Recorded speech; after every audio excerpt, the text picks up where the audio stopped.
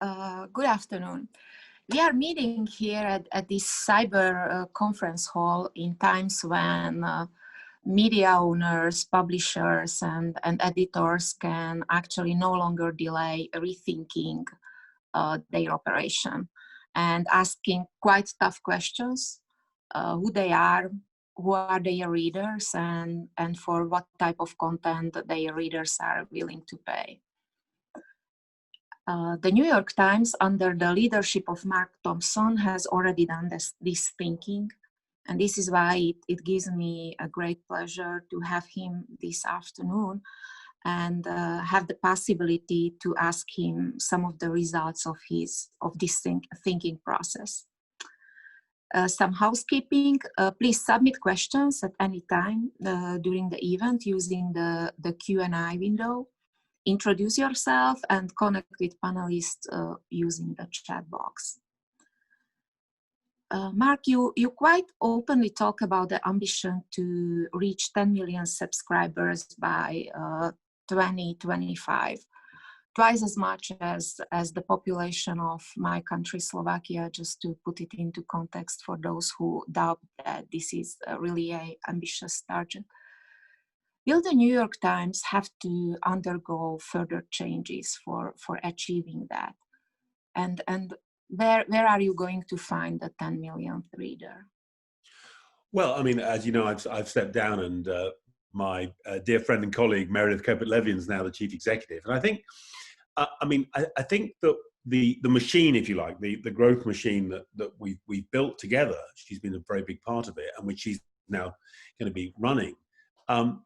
I think can probably get close to or get to 10 million without further optimization. In other words, the momentum of the existing model will probably carry it to 10 million. Honestly, I think the opportunity is bigger than that for the Times. I mean, and this is not, the Times is unusual. It's one of a very, very small number of news brands who can credibly be a provider of high quality news for the entire world in the English language, which in many ways is becoming for college educated people around the world the kind of lingua franca of the world, and not many people are in that position. So I think for the Times, there is a further potential scaling of audiences far beyond 10 million, and we also believe it can be done without excessive further investment. There's very little competition for high quality global news, actually. Mm-hmm. Much of the competition is actually paid for by governments and is not really independent or objective. So there's only a handful of competitors. So actually we think the model can grow substantially larger than that. You several times noted that there is no growth without diversity. And I would really like to talk a little bit, what do you mean by diversity? Do you mean a diversity of products? Do you mean a diversity of servicing different type of worldviews, or even diversity in the newsroom? Well, I think certainly the last, and I do think a lot of this comes down to, as it were, diversity of audience, which means diversity of company, of newsroom and company.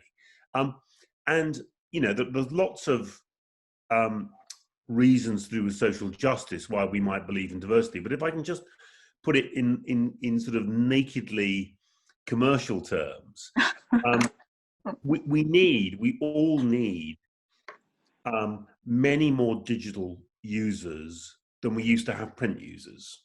Essentially, the amount of revenue per user and the amount of potential profitability per user is much smaller in digital than it is in print. It depends, the ratio depends on exactly your model, but I would say for the Times you probably need somewhere between 5 times and 10 times as many digital subscribers as print subscribers and so on. So you need a much bigger audience. You need to engage a much bigger audience than you had. And so one of the basic movements I think we all have to make is reaching beyond our historic audiences. And that means thinking more broadly about what people need, about the geographies you're going to cover, about how you're going to reach out to and inspire people who've never thought of reading your paper before. And so I think I think far too much time is spent arguing about monetization for the future of newspapers, and far too little on audience. Newspapers didn't have to used to think about their audiences very much, because they had printing presses, they had advertisers desperate to reach the public. There was this distribution system of newsstands where people could just see the paper and buy it. All of that kind of goes in digital, and you can distribute for nothing across the entire planet. But how are you going to get people to read you, fall in love with you, become loyal to you, and so on? That's going to require much, much more focus on the reader, the user, the listener, the viewer, than was ever true. And I think one of the big things we've tried to do is to get our newsroom to think much more deeply about its audience. And this is what this isn't, is clickbait. It's not about moving down market to try and become more popular. It's about trying to deeply understand different audiences in different geographies, different classes, different ethnicities, and trying to do your best to give them high quality content. My next question is very much connected with what you just explained about the balance, moving towards thinking about the reader. Because at times, for example, BuzzFeed had the rule that 60% of the energy goes into thinking about the distribution channel and 40% goes into thinking about the content. And how does it fit into the New York Times model? Do you have such ratio decided that how much of your energy goes into thinking into this part of your operation or the other part of your operation? Yeah, so I think we should spend about 120% of our time on journalism. And if there's any time left over, think about everything else. I mean, to me, honestly, I mean, we at the time when BuzzFeed was talking about that ratio, we were just going in completely the opposite direction. I mean, my view about distribution, honestly, there are tactics you need to develop. Of which the first one was probably search engine optimization. There are more sophisticated tactics now, but you need a set of tactics. But it's really important to say, you're never going to beat Google or Facebook in terms of distribution. And most of the tactics publishers can use are going to be very quickly picked up by other publishers. There's no competitive advantage in distribution tactics. And in particular, if you think, as I think BuzzFeed did, that you can, it doesn't matter where you are. It doesn't matter whether you're being consumed on Facebook or on some other platform. It's all the same. I just think that's wrong-headed. We use distribution to bring people to the New York Times, to bring them to our environment. And the most important reason for people to come to our environment is the quality of our journalism. So we've thought substance, content matters enormously. And beyond content, what matters not is spending a fortune on complicated ways of being on other people's platforms. It's about building your own digital products. So after the journalism, it's making sure that the experience of the journalism for the user is a really rich, rewarding experience. And if you've got the best journalism in the world, and you've got a fabulous experience of that journalism on a smartphone or whatever the device, that seems to me that's the foundation for success. And everything else, your digital subscription model, all of that stuff can sit on top of that. But without that foundation, I don't know what you are selling. I don't know, it's like someone trying to set up as a cobbler making shoes, but not actually not making shoes. I very much like that, as being a journalist and editor, I very much like that you are not separating journalism from business. But let's a little bit think about the changing position of the reader, because I assume that digital subscription models give new power to the readers. They are becoming almost shareholders of the paper. Yeah. Is it a justified concern that preferences and political opinions of the reader might in some way put pressure on the operation of a paper which is predominantly based on subscription model? Because I mean, smaller publications do think about that, especially, you know, the cultural wars going on and populism going on in many countries. Yeah, I want to say ours is an industry which is largely through its history, or very significantly dependent on advertisers. And it seems to me that the risk of advertisers distorting editorial content is much greater than readers. I mean, and I suppose our view about our readers would go like this: we're not looking for kind of a cheap relationship with the readers. We're asking people to spend a lot of money. You know, digital subscription, the sticker price digital subscriptions, the New York Times, $170 a year. A print subscriber can be paying more than $1,000 a year for the New York Times. And they want us to take them seriously. They don't want us to kind of spoon feed them with stuff they want to hear. I think they want a kind of critical, lively relationship with us, including the fact, which is true of any kind of media property that you love, there are things about it you hate. You know, there are columnists you despise. There are maybe entire sections. You know, maybe you love the New York Times but think its business coverage is no good, or that its cultural coverage is old-fashioned, or whatever. I mean, the most loyal readers have got the longest lists of grievances about the stuff they would change if they were the editor. And that's part of what a deep relationship with an intelligent reader feels like. And to me, it's almost like the opposite of that, that you earn the right to have a subscription business when you start treating your readers like adults, and you don't, you know, kind of despise them or think they only want crap or they only want to hear what they already believe in. So to me, it's like, let's have an adult relationship, which is challenging on both sides. We should be challenging our readers the whole time with, you know, surprising perspectives, different opinions, and all the rest of it. And they should be challenging us. And I would say what's healthy about the New York Times, we have very engaged, very disputatious, very critical readers. And I've never met a loyal Times subscriber who won't almost immediately go to something they think we should be doing that we're not doing, or something we should stop doing. Mm-hmm.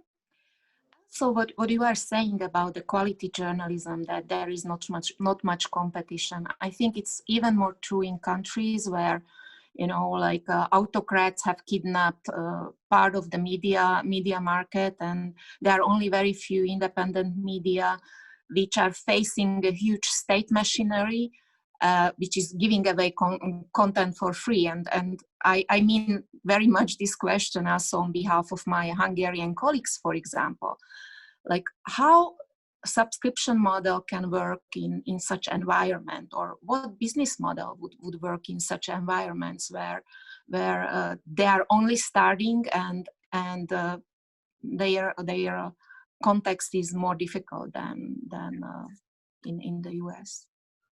Well, the first thing to say is that, as I've already said, there are economic reasons why scaling is important to get these models to work. And there's no question that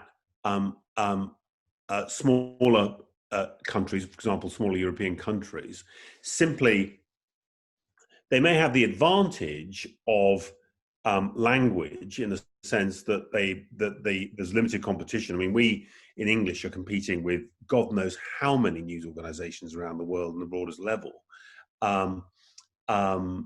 In Slovakia, there's less of that kind of competition in language, but scale is an issue. I absolutely would admit that, even before you come on to competition from state-run, sovereign-backed media, which may be kind of taken with a pinch of salt by its readers and viewers and listeners, because it obviously represents the state. But actually, these state broadcasters and other state media interests have got long histories, and no doubt they are believed by some.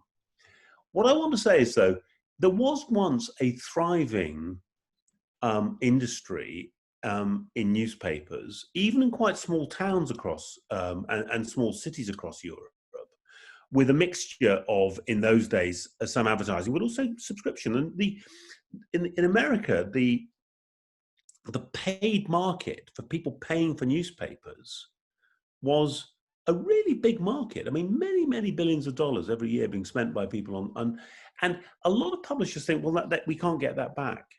We can't get people to pay for news in the way they used to.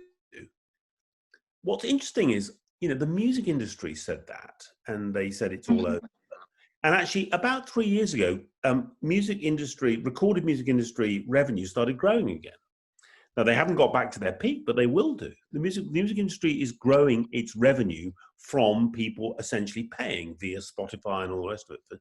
And so I don't see why, if you're sensible about costs, it's not possible to get low, and you've got readers who passionately believe in what you're doing, and some of them may be prepared to actually support you as members as well as simple subscribers, why it shouldn't be possible to reconstruct the kind of economics that used to exist. And at least potentially, digital is cheaper to do than physical papers. I also like the idea you had that we have to have an equal relationship with the readers and talk to them as to adults. And it would often happen that readers would call me like, could you please unlock this story because we think it's in public service and you locked it behind paywall. And this happens so often, despite the fact that in Slovakia, it's already like a decade on into paywall.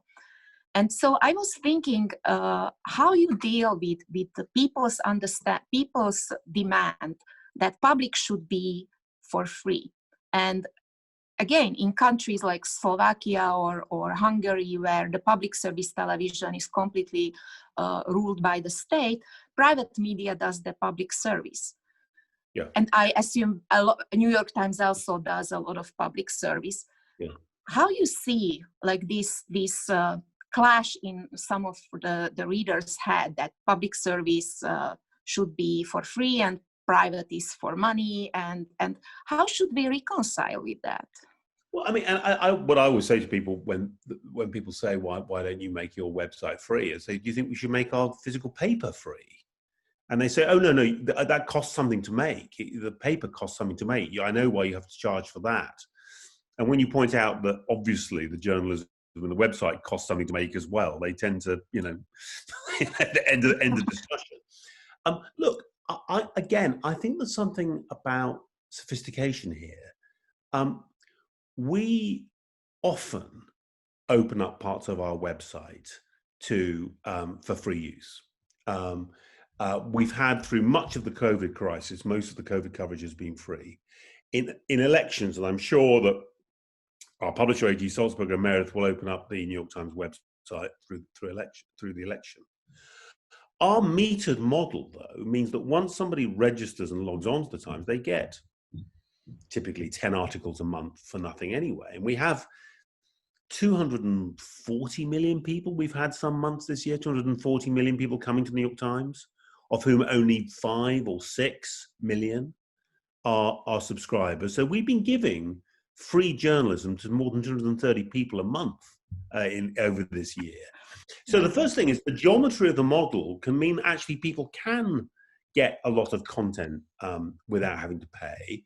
And moreover, that can help your subscription model. Getting people to sample your journalism can be a way of getting them to become subscribers.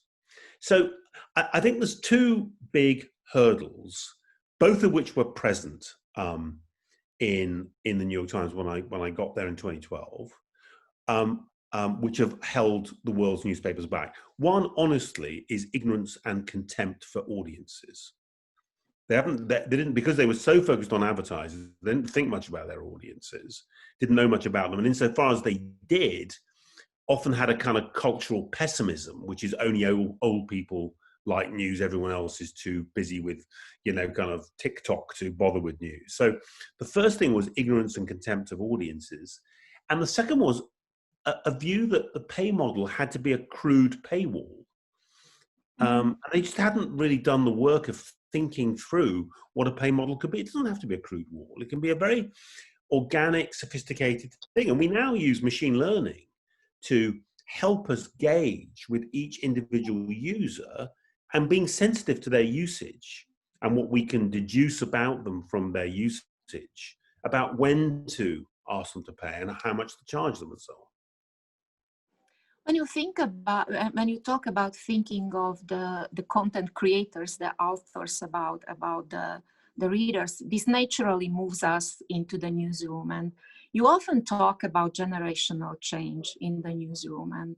And I've seen you spoke about hiring new staff, people in their 30s and their 40s. What happened with the older journalists, with the experienced ones? Did you try to retrain them, to make them digitally skilled, or did you assign them new jobs? We've seen less turnover in our newsroom than we've seen anywhere else. I mean, in some parts of the company, like advertising, we were seeing turnover over 80%, 85% of people were leaving and new people with new skills were arriving. And that was even with retraining. We haven't seen as much change in the newsroom, partly because actually, I'm not convinced that many forms of journalism need much retraining.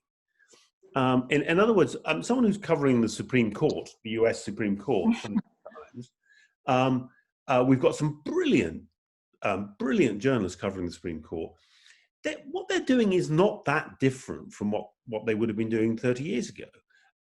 They probably want to do Twitter and social media. They may sometimes be asked to do some interim reporting before they write their full New York Times 1,000-word summary of what happened. So bits and bobs, but there's nothing. There's less change required in journalism. Videography, we've needed some videographers. We've obviously got people working on podcasting. We've needed many more visual journalists. That's photojournalists, but also graphics artists and all the rest of it. But I mean, I think the whole idea, it's all part of this kind of weird lack of confidence and kind of despair in our industry of people sitting around in newsrooms assuming that they're going to be useless, and it's only a matter of time before they get sent off to what in English we call the knacker's yard, which is where they kill old horses and turn them into glue. You know, I mean, to me, actually, journalism is a craft, a real craft, which takes years of experience to master, even if you're very talented. We should honor our older journalists. I mean, to me, that's a bit of a red herring. I mean, I think there are so many red herrings in this saga of how we've thought about change. What is true about the company culturally, though, is getting a very large number of very high energy young people into an organization has all sorts of effects. Because I was trying to transform the company, I loved our millennials because they were always on my side in terms of change. They hadn't got any preconceptions, and they were always up for doing stuff in new ways. So it was kind of, from my point of view, I always thought of them as, I always think if you're a chief executive, you're a bit like a democratic politician. You're always looking for votes, and they were votes for change. Sorts of cultural wars and all sorts of very deep debate about our values and about our future as a company. Again, I have to say I'm one of those people. I think that's a healthy thing. That's a good thing, even if it sometimes leads to bad consequences, terrible arguments. I still think it's fundamentally a healthy thing. So I've been positive about it, but I like the idea of a mixed generational future for media, where you've got people literally in their 70s and 80s who are still doing journalism. We had a example who was retired in, I think, 2019 from our opinion department. Bob joined just after John F. Kennedy was assassinated in 1963. It's great to have people who've got a memory going back half a century of what you did, but you also need to make space for and to create the opportunity for new people to come into our industry. So to me, the truth is going to lie somewhere in the middle here. I think the idea you've got to sweep all the old guard out and start from scratch. I think, I don't want to mention names, but there's one or two UK papers where I've seen them do that, and you end up with terrible journalism. And who wants to subscribe to something which has got bad journalism?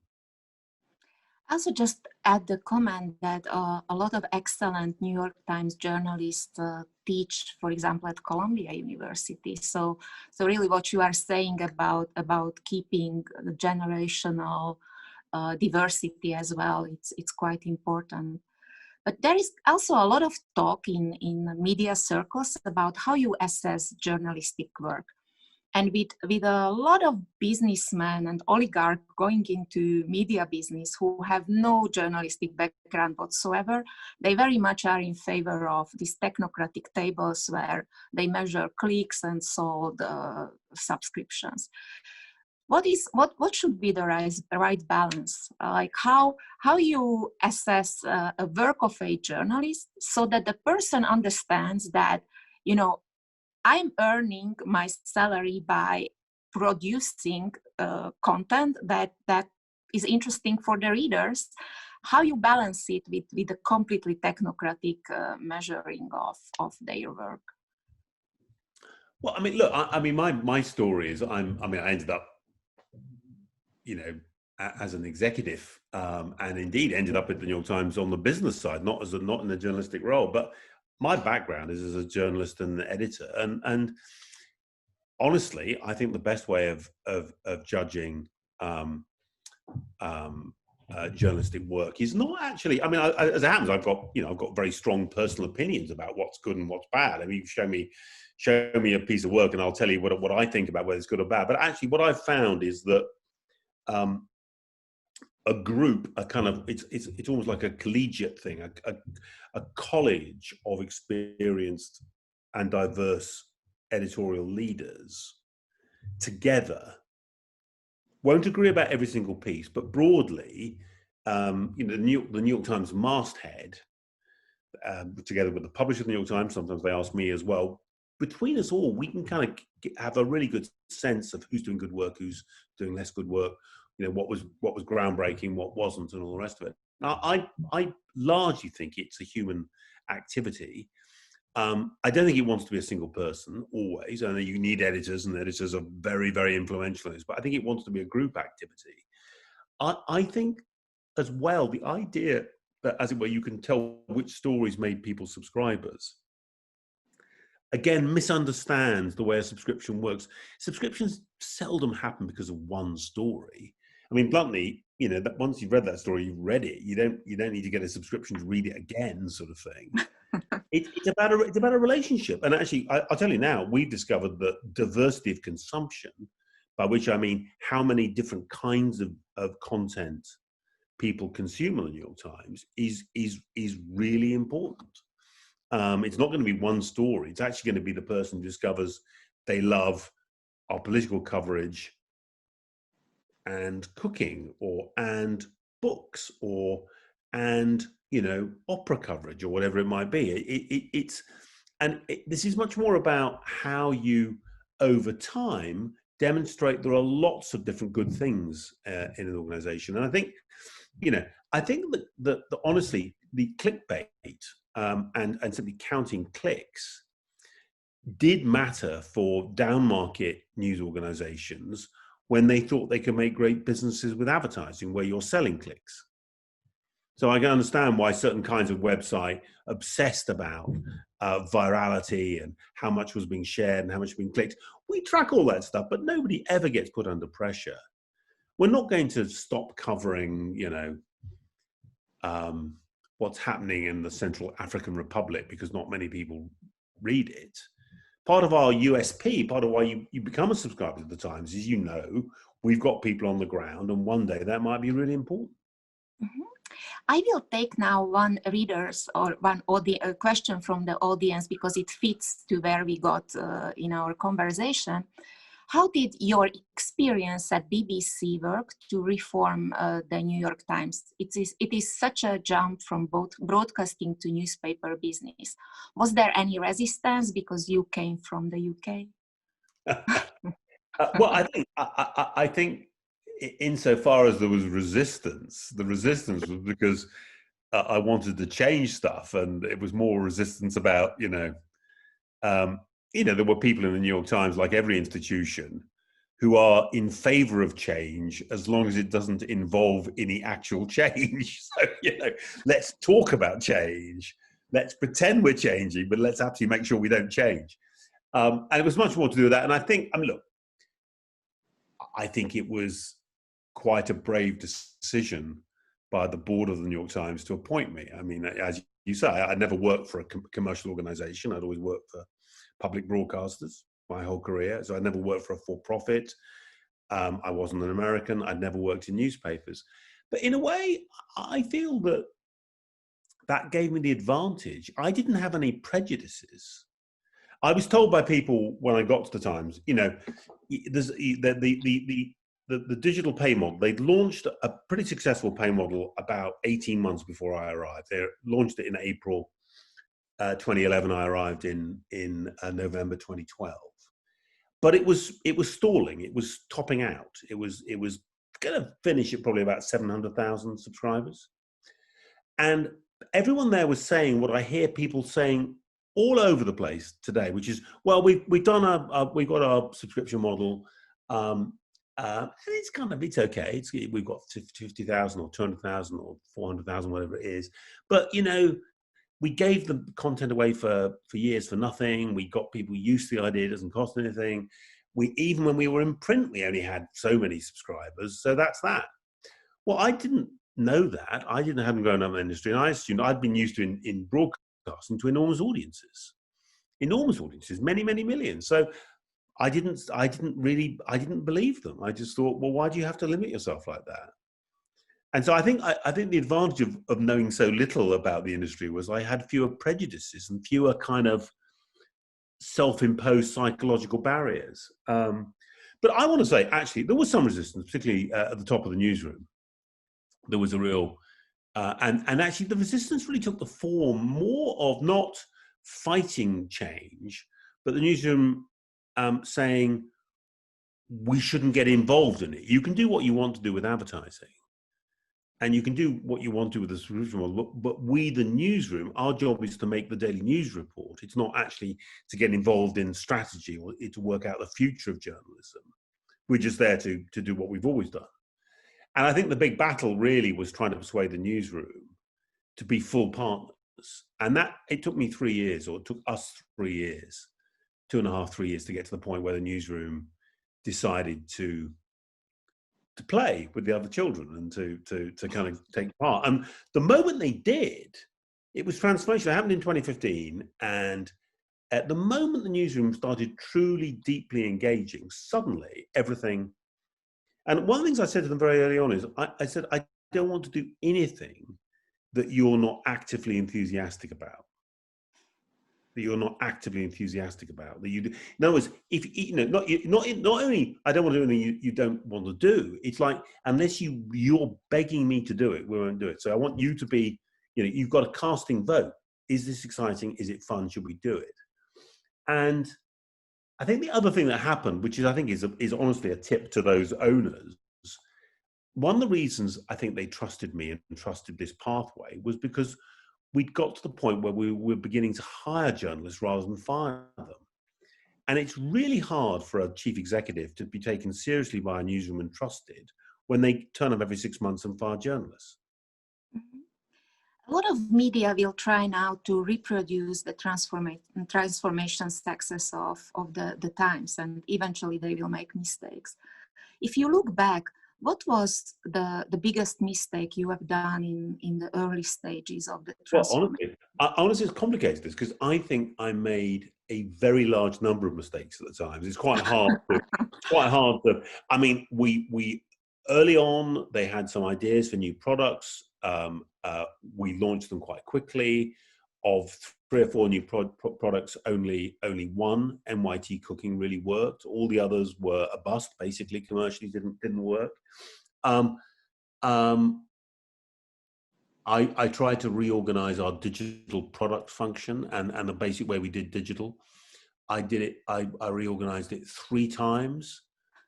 Unsuccessfully. I gave it to Meredith, who became Chief Operating Officer, and you have a go. You try and get it right. She got it wrong again. Her second attempt has worked. So we're on version 5 of reorganization of digital. at the New York Times. So, and I want to say honestly, I think one of the reasons we succeeded is because we made so many mistakes. We everything. We spent a lot of time. One of the real mistakes I made actually was listening to other people in our industry about what you should do. And they said you should do a conference business, and I okay, fair, I'll try conference business. Conference businesses aren't. I mean, our journalists quite like appearing at them. Sometimes they're very good for marketing reasons. Some of them are successful because they don't make any money really, or not much money, and they're very time consuming and kind of troublesome. And I just think there was so much nonsense. I was hearing so much nonsense about our business, and I think the big thing we did was just we tested everything and tried to learn from our mistakes. When things went wrong, we tried to almost like cannibalize. I mean, NYT Now was the biggest single early product, didn't work as a subscription product. Used everything we'd done with NYT Now, which was a really lively, sassy, sometimes quite funny version of the Times, very visual on the smartphone. We just took all of the bits of it and made it the New York Times. And suddenly it really transformed the way we looked on smartphones. So to me, it's like try a lot, don't pay any attention. The worst thing is conferences like this one, where because if you're not careful, you go away thinking there's some recipe. Yeah. All we have to do is just do what the New York Times did, and we'll be fine. I would say honestly, the big things for me, for people to think about, is your own market is your own. You're much better placed, God knows, to work out the future of newspapers in Slovakia than I am. I do think not obsessing about monetization, not obsessing about the final bit of how you make the money, which I think is basically, if everything else is going well, that's easy. Focusing on audiences and how you deeply engage audiences and borrowing and stealing whatever it takes to keep your newsroom as strong as possible. I think those very, very simple, and don't underestimate the audience. Trust the audience. The audiences should be your friends. They should be your supporters and your friends. And there's something about taking your audience seriously. I think big, simple things like that, rather than the finer mechanics of registration and log on and all that stuff. Mm-hmm. It's almost obligatory to ask a question about COVID, the corona crisis. Yeah. Has the corona crisis impacted the New York Times business in any way? Did you have to change strategies or make any new decisions? Well, I mean, advertising in the second quarter of this year, so April, May, June, advertising fell by nearly half, by 50%. And advertising's only about a quarter of our economics. It still hurts, half your advertising in a heartbeat. Subscriptions have been very strong. So no, I think that the stock price has grown this year. It's the market thinks we're better placed because of COVID, not less well placed. I think COVID's profoundly challenging. How we work together. Do we want to be physically present with each other? What is a institution? What is a college of journalists? What does a newsroom look like if you never see each other? I think those are the big questions, actually. And what I think the other big question is, what does the ecosystem look like? Because I do think COVID, because of its likely, the thing about COVID, I mean, it's a cliche now, but I think it's true that it accelerates digital transition. Print advertising falls away quicker, I think, in most markets.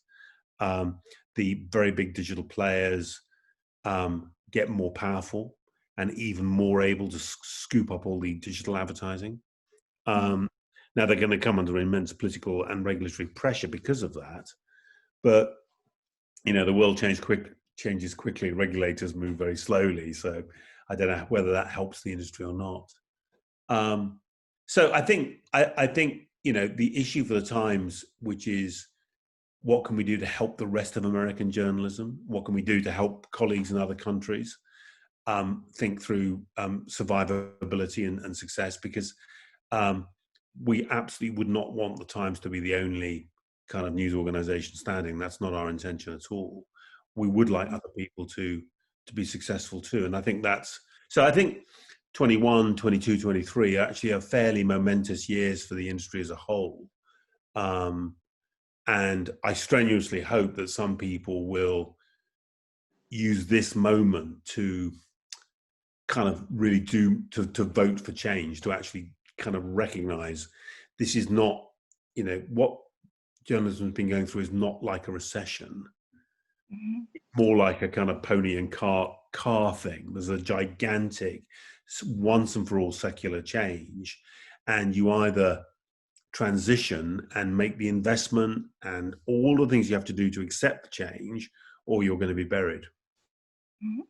I will take one more question from the audience because it wants to test how consistent you are. Mark Thompson has been one of the most consistent media executives who warned the public that digital platforms, particularly Facebook, can be a threat to democracy. Through many years, how do his opinions about the evolving relationship between platforms and new outlets change? Where does he stand on this issue now? So it's interesting, and what I want to say is that my experience of thinking about the big platforms, I mean, it's kind of frightening, really. But I think I had my first meeting in Google nearly 20 years ago. I mean, I've got 2 decades of talking to these guys. I mean, the first thing is it's the most dynamic thing you can imagine. The companies are not all the same.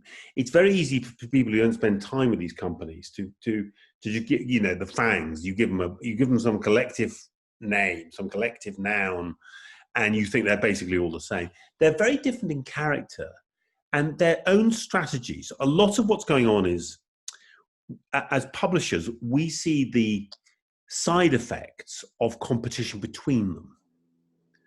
When they're playing a chess match, a kind of 3-dimensional chess match with each other, and sometimes we're the kind of small creatures who get squashed, as it were, because of stuff they're doing elsewhere. And again, with politics, the big platforms are trying to hold political relationships in many countries, and again, we sometimes see the side effects. My basic view is that I think goes like this: the internet was always going to create creatures like these. I mean, you know, the character of the World Wide Web and the internet was there were going to be big platform companies in all scenarios. And they're not like publishers. And in the end, even if they're good people, I think some of them, Sundar Pichai, the chief executive of Google, for example, is passionate about news. I think he's a genuine, great consumer of news, genuinely cares about it. Whether they're good or bad, they have their roles and they have their strategies, and they will have to pursue their interests. And where you can, I think the best thing to do is to try and find common purpose. Is there some way in which we can find a cohabitation or a kind of symbiosis where it works for us, it works for them? I think I think the Times is big enough and powerful enough to have been able to do that quite well, to win some arguments, to get some money out of them, and so on. There probably is a role for regulators and governments as well, honestly. I think in the end, newspapers we've always wanted very broad definitions of fair use. We've always wanted to be able to use other material in our news pages to bring the public the news, and we've always argued for that. Well, we now discover that our content's being used very as we're very extensively without payment by the big platforms, and we like it a bit less. There probably needs to be some kind of settlement about fair use, you know, whether it's the Australian model or whether it's some of the stuff that's been talked about the EU, the sense that big platforms should be paying something, given that they do get value out of our content, even quite small amounts of content. At the same time, and God knows, Beata, you'll understand this, I worry about a future in which a lot of the money which pays for journalism is a tax extracted from big American platforms by your own country's regulators and politicians, because it puts power in. I mean, you know, Sundar and Google don't have a strong view, I suspect, about the finer points of politics inside Slovakia. You can accuse them of many things, but they won't be trying to load the dice one way or the other in Slovakia. If you've got a kind of a local set of regulators backed with politicians who are deciding who gets the money and who doesn't, I don't know. I worry that. I worry, if you can create institutions like the BBC, which have got, complicated structures and, strong traditions of independence from government, that's one thing. But some quick fix of some, way of funneling money from Google and Facebook straight into the existing players. Many of the existing players, honestly, don't deserve to survive. Some of them are themselves wrapped up with powerful political interests in the countries they're in. I can see why those proprietors would love to have money from the government. They have editorials often saying how much they love capitalism, but they'd love a handout themselves, no doubt. I worry about a dystopia where trying to solve the problem of the big platforms, we create something which in many countries will be worse. Mark, I don't know if you realize that we haven't yet said Donald Trump's name. We are talking for 45 minutes and not yet, but there is a question from Marcus Pillman, which is going to fix that. What commercial and political impact had the election of Donald Trump for New York Times? And what would happen if he loses in November? So obviously, I get asked this, and Meredith, no doubt, between now and November will be asked a great deal. Look, there's a couple of absolutely obvious points. A really lively news cycle and a kind of 4-year political crisis, which is really what the Trump presidency's been in many ways, is good for selling newspapers. It always has been. Wars are good for selling newspapers. It doesn't mean we like war, but the reality is when there's really big disruptive news, people read newspapers. So it's clearly had its effect. However, I want to say we've been I think the Times have been pretty good at not just focusing on that. What's the biggest story the New York Times has done the last few years? Probably the Harvey Weinstein Me Too coverage. Now, that's not directly. I mean, like everything else, everything's connected to Donald Trump, but this is not particularly closely connected to Donald Trump.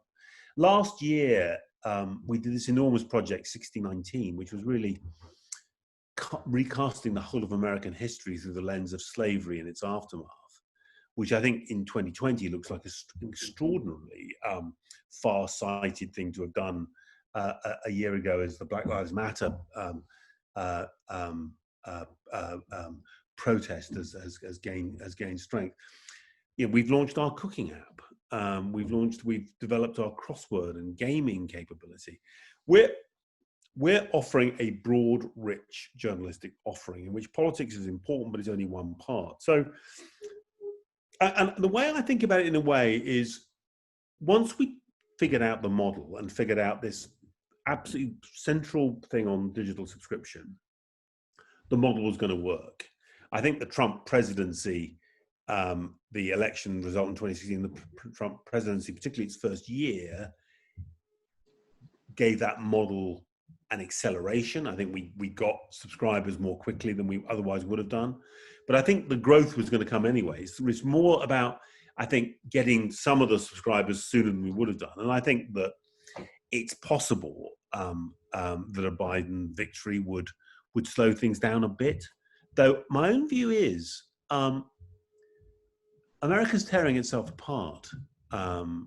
And anyone who thinks that a Joe Biden presidential win is going to stop that process and bring the country together, or that we're going to go back to a kind of placid 1950s style politics, I think is deluding themselves. Whoever wins this election is going to be disputed. We may not have a result for weeks or months. It may be the biggest news cycle between November and early 21 that any of us have ever seen. And what happens then? I mean, the fundamental forces of inequality, globalization, climate change, mass migration, none of these things are going away. They're not going away in America, and they're not going away in Europe. And the one thing, God knows, the attendees of this conference can't complain about is a lack of news. there is plenty to cover, and there's going to be more, I think, not less in the next decade. We are running out of time, but there is one more question I need to ask, because our colleagues who think that the media which doesn't do podcast doesn't exist won't forgive us. So let's talk a little bit about the daily, which was an experiment in the initial stages. When did you decide to invest money into that? And where do you see the whole podcast craze going? Is it going to be successful long time, or readers? Oh, I think so. No, I think so. I mean, radio remains very successful, and you know, there are lots of use cases. Whether you're making yourself a cup of tea or whether you're commuting to work, there are lots of and you know, something else which is I spent decades being told at the BBC that radio was very simple. Old people like speech and young people like music. Well, it's like everything else you're told. It's rubbish. Millennials and Gen Zs particularly like speech podcasting. So this works for young people. It's a great way. I mean, podcasting is one of the great ways of introducing younger potential future readers to your brand and to your journalists. And so what happened, we'd done podcasts for some years, and we were getting more and more interested. After the election, we'd had a plan for a daily podcast, which was kind of meant to launch like in 2018, you know, so 3 years down the road, 2019.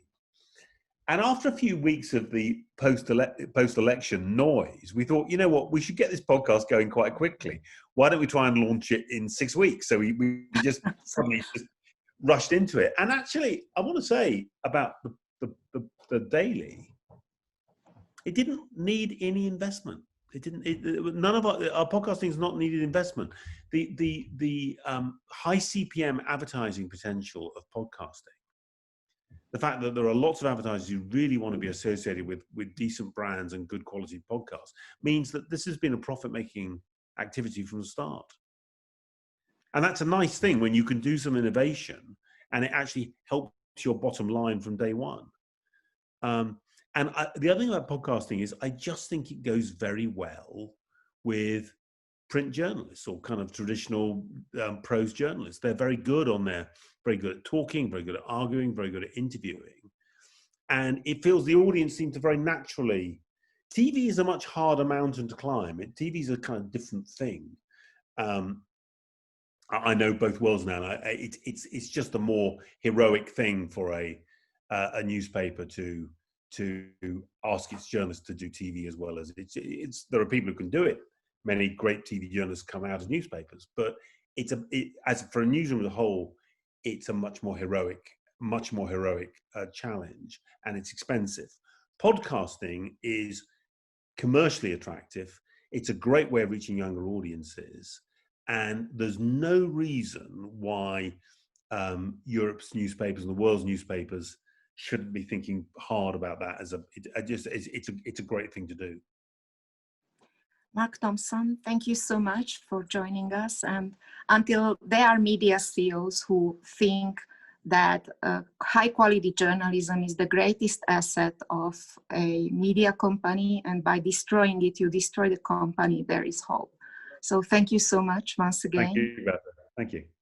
And there is some housekeeping I have to make. This is only the first day of the virtual IPI World Congress, which goes on for next week. So please check the full program at our website. Since you are already registered, please keep your registration link and use it for further sessions. Your link is valid for the whole Congress. We will continue the Congress on Thursday with 2 events: conversation and online harassment with Rappler